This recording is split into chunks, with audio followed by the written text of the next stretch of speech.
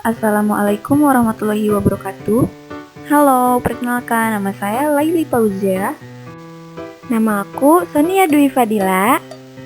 Namaku Nurmana Vitasari.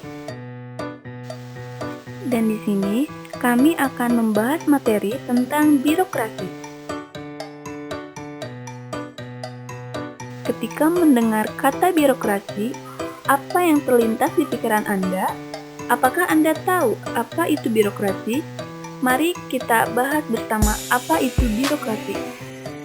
Secara etimologi, birokrasi terdiri dari dua kata, yakni bureau yang diambil dari bahasa Prancis yang berarti meja tulis atau tempat bekerjanya para pejabat, dan kresi yang diturunkan dari kata kratein, bahasa Yunani yang berarti mengatur. Sedangkan dalam Kamus Besar Bahasa Indonesia, birokrasi diartikan sebagai sistem pemerintahan yang dijalankan oleh pegawai pemerintah karena telah berpegang pada hierarki dan jenjang jabatan. Kelebihan dari birokrasi, yang pertama adanya hierarki jenjang dan hierarki kontrol yang jelas. Kedua, selain tupoksi yang jelas, ada jenjang karir dalam organisasi. Sehingga jika orang berada di tingkat bawah yang bekerja keras, maka ia memiliki harapan untuk naik ke tingkat yang lebih tinggi. Ketiga, orang yang bekerja dalam sebuah organisasi dipilih dan ditunjuk atas dasar kemampuan yang ia miliki, sehingga orang bisa termotivasi untuk meningkatkan kapasitas yang ia miliki.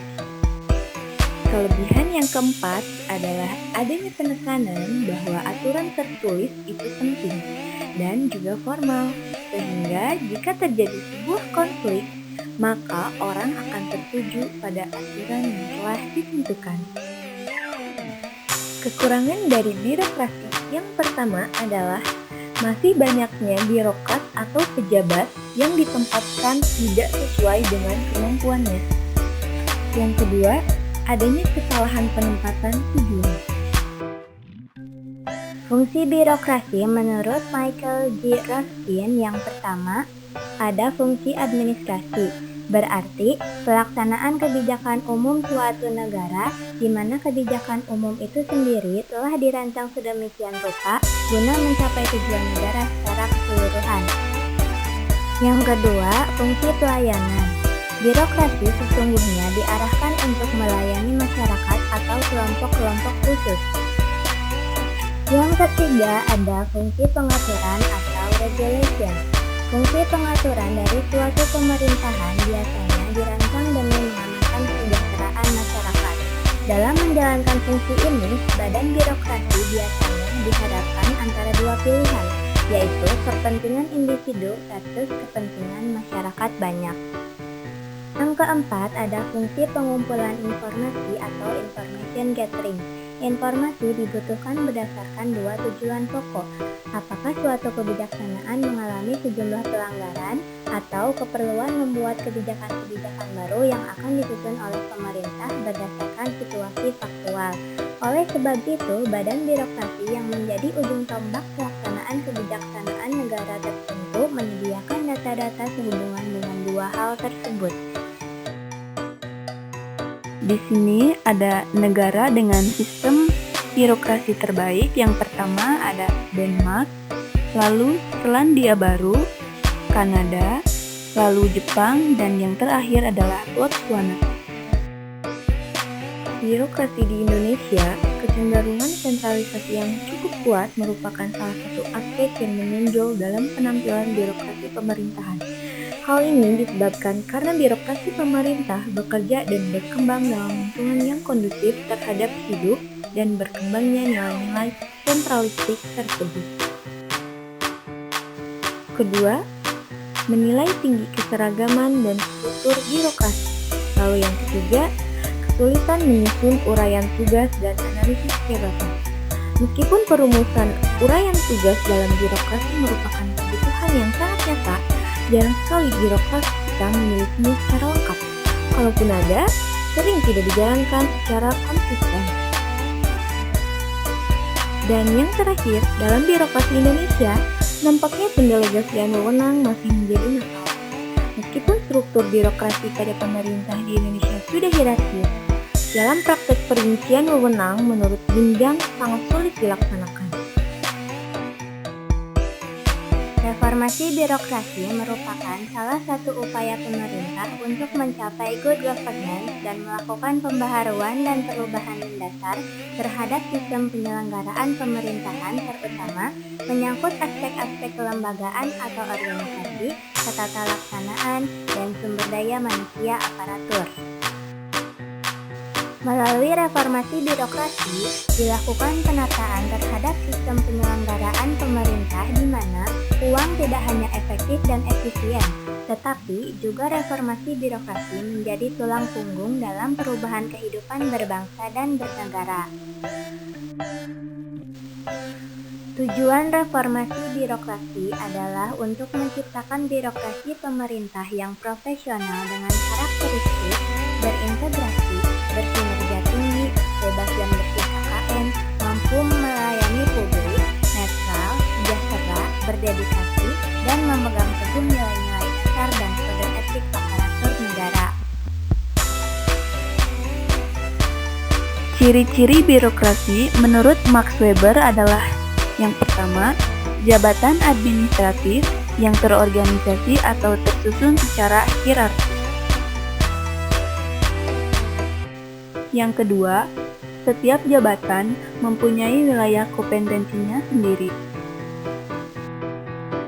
Yang ketiga, pegawai negeri ditentukan dan tidak dipilih berdasarkan pada kualifikasi teknik yang ditunjukkan dengan ijazah atau ujian.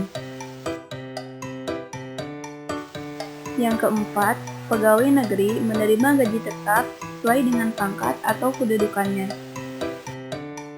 Yang kelima, pekerjaan merupakan karir yang terbatas atau pada pokoknya pekerjaannya sebagai pegawai negeri.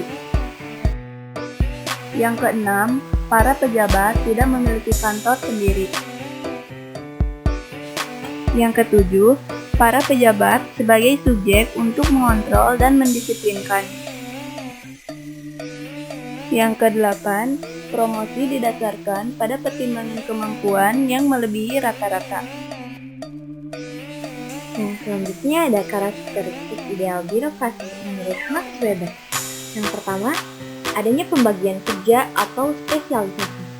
Dalam menjalankan berbagai tugasnya, birokrasi membagi kegiatan-kegiatan pemerintahan menjadi bagian yang masing-masing terpisah dan memiliki fungsi yang khas.